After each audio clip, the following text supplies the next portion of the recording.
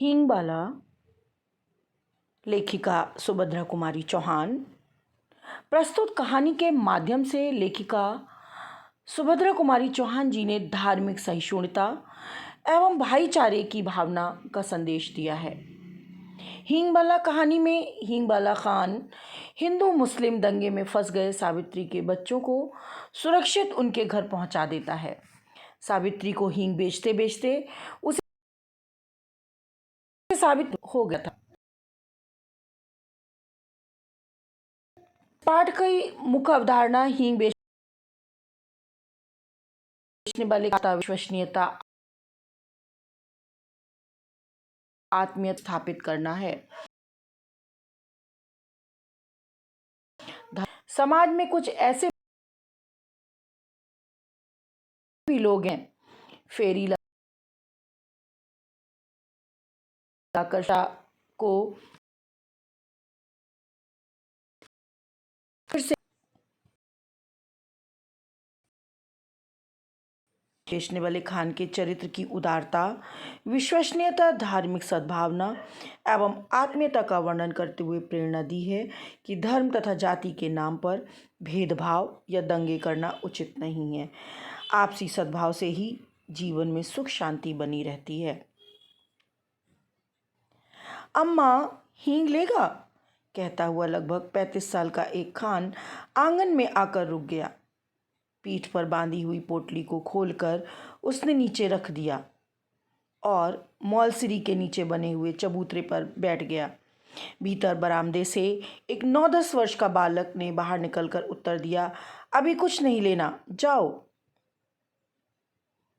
पर खान भला क्यों जाने लगा। वह बैठ गया और अपने साफे की छोर से हवा करते हुए बोला, अम्मा हींग लो अम्मा, हम अपने देश को जाता है, बहुत दिनों में लौटेगा। सावित्री रसोई घर से हाथ धोकर बाहर आई और बोली, हींग तो बहुत सी ले रखी है खान, अभी 15 दिन हुए नहीं, तुमसे ही तो हींग ली थी। वह उसी स्वर में फिर बोला, हेरा हींग है अम्मा, माँ हम तुम्हारे हाथ की बोहनी मांगता है। बोहनी माना यानी तुम्हारे हाथ से ही आमदनी करना है। पहली आमदनी, पहली चीज़ जो बेची जाती है उसे बोहनी कहते हैं।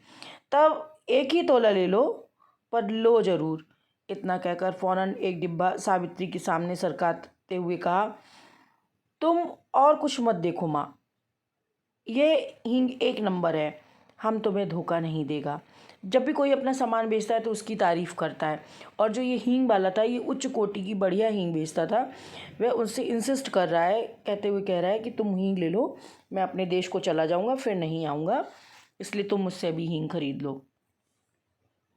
सावित्री बोली, पर इतनी हींग लेकर क्या करूँगी, ढेर सारी तो रखी है। खान ने कहा, कुछ भी ले लो अम्मा, हम देने के लिए आया है, घर में पड़ी रहेगी, हम अपने देश को जाता है, खुदा जाने कब लौटूंगा। और खान बिना उत्तर की प्रतीक्षा किए हींग तोलने लगा। इस पर सावित्री के बच्चे बहुत नाराज हुए। सभी बोल उठे, मत लेना माँ, तुम कभी ना लेना, ज़बरदस्ती तोले जा रहा है। बच्चों ने उस चीज़ पर ऑब्जेक्शन किया, विरोध किया। जब खान ने हींग तोलकर पुड़िया बनाकर सावित्री के सामने रख दी, तब सबसे छोटे बच्चे ने पुड़िया उठाकर खान की ओर फेंकते हुए कहा, ले जाओ, हमें नहीं लेना, चलो माँ भीतर चलो। सावित्री किसी की बात का उत्तर न दे हींग की पुड़िया उठा ली और पूछा, कितने पैसे हुए खान? 35 पैसे अम्मा, खान ने उत्तर दिया। सावित्री ने 7 पैसे तोला के भाव से 5 तोले के दाम 35 पैसे लाकर खान को दिए। खान सलाम करके चला गया, पर बच्चों को माँ की ये बात अच्छी ना लगी। बड़े लड़के ने कहा, माँ तुमने खान को वैसे ही पैसे दे दिए, हींग की कुछ ज़रूरत नहीं थी।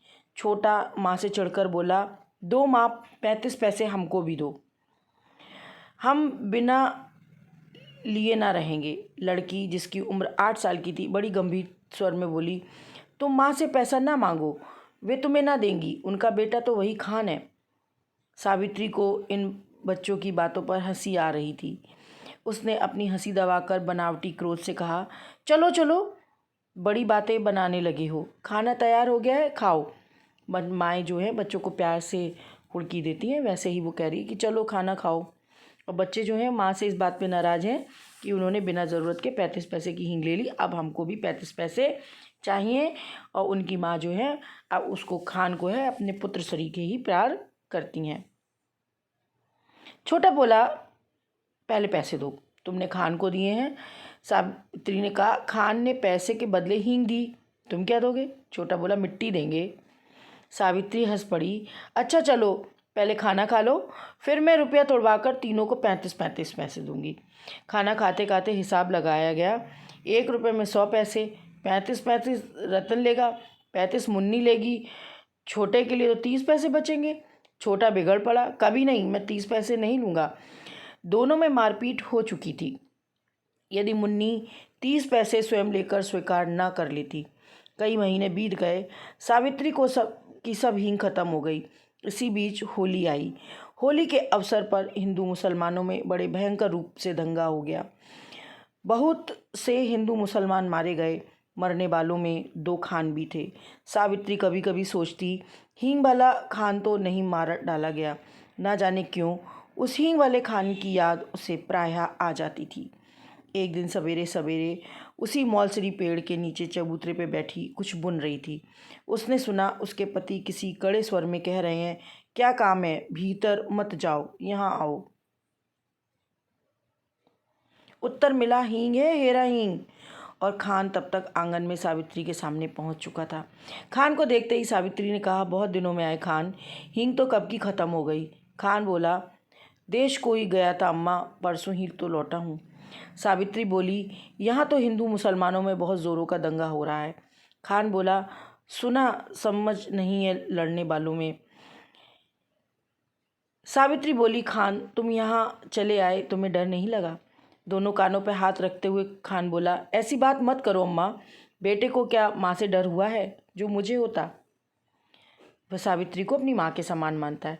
इसके बाद उसने अपना डिब्बा खोला और एक छटाक हींग तोलकर सावित्री को दे दी। एक छटाक वज़न होता है, जैसे 100 ग्राम 50 ग्राम, इसी तरह से पुराना तौल है छटाक।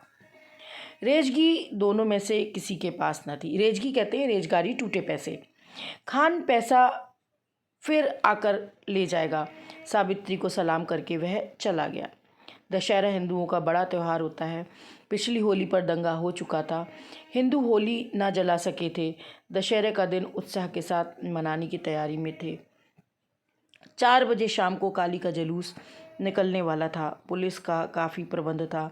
सावित्री के बच्चों ने कहा, हम भी काली का जुलूस देखने जाएंगे। सावित्री के पति शहर से बाहर गए थे। सावित्री स्वभाव से भीरू थी। भीरू कहते कायर, डरपोक, डरावना। उसने बच्चों को पैसे का, खिलौने का, सिनेमा का न जाने कितने प्रलोभन दिए। प्रलोभन कहते हैं लालच, ये मत करो ये कर देंगे, ये मत करो ये कर देंगे, पर बच्चे ना माने सो ना माने। नौकर रामू भी जुलूस देखने का बहुत उत्सुक हो रहा था। उसने कहा, भेज दो ना माँ जी, मैं अभी दिखाकर लिए आता हूँ। लाचार होकर सावित्री को काली का जुलूस देखने के लिए बच्चों को भेजना पड़ा। उसने बार बार रामू को ताकीद दी कि दिन रहते ही बच्चों को लेकर लौट आए। बच्चों को भेजने के साथ ही सावित्री उनके लौटने की प्रतीक्षा करने लगी। देखते ही देखते दिन ढल चला, अंधेरा भी बढ़ने लगा, पर बच्चे ना लौटे। अब सावित्री को न भीतर से चैन था न बाहर से। इतने में ही कुछ आदमी सड़क से भागते हुए जान पड़े। वे दौड़कर बाहर आई। उन आदमियों से पूछा, ऐसे भागे क्यों जा रहे हो? काली का जुलूस तो निकल गया ना? एक आदमी बोला, दंगा हो गया माँ जी, दंगा, बड़ा भारी दंगा। कहते हुए वे तेजी से आगे बढ़ गया। सावित्री के हाथ पांव ठंडे पड़ गए। इसी समय कुछ और लोग तेजी से आते हुए दिखे। सावित्री ने उन्हें भी रोका। उन लोगों से कहा, दंगा हो गया, अब सावित्री क्या करे? उन्हीं में से एक ने उससे कहा, भाई तुम मेरे बच्चों की खबर ला दो। 2 लड़के हैं और 1 लड़की, मैं तुम्हें मुँह मांगा इनाम दूंगी। एक देहाती ने जवाब दिया, कहा, हम तुम्हारे बच्चन को पहचाने थे माँ जी, फिर जान से प्यारा कुछ नहीं होते। ये कहकर वह चले गए। सावित्री सोचने लगी, सच तो है, इतनी भीड़ में भरा देहाती मेरे बच्चों को खोजे भी कैसे? पर अब करे भी तो क्या करें? उसे रह रहकर अपने पर क्रोध आ रहा था। आखिर उसने बच्चों को भेजा ही क्यों? वे तो बच्चे ठहरे जिद तो करते ही, पर भेजना उसके हाथ की बात थी। सावित्री पागल सी हो रही थी। बच्चों की मंगल कामना के लिए उसने सभी देवी देवता मना डाले। शोरगुल बढ़कर शांत हो गया। रात के साथ नीरवता बढ़ गई, पर बच्चे लौट कर ना आए। सावित्री उदास हो गई और फूट फूट कर रोने लगी। इसी समय उसे वही चिरपरिचित आवाज़ सुनाई पड़ी, अम्मा। चिरपरिचित, जिस आवाज़ को वो पहचानती थी। सावित्री दौड़कर बाहर निकली। उसने देखा उसके तीनों बच्चे खान के साथ सकुशल लौट आए थे। खान ने सावित्री को देखते ही कहा, बखत अच्छा नहीं अम्मा, बच्चों को ऐसी भीड़ भाड़ में बाहर ना भेजा करो। बच्चे दौड़कर माँ से लिपट गए। बखत का मतलब समय अच्छा नहीं है। श्रीमती सुभद्रा कुमारी चौहान।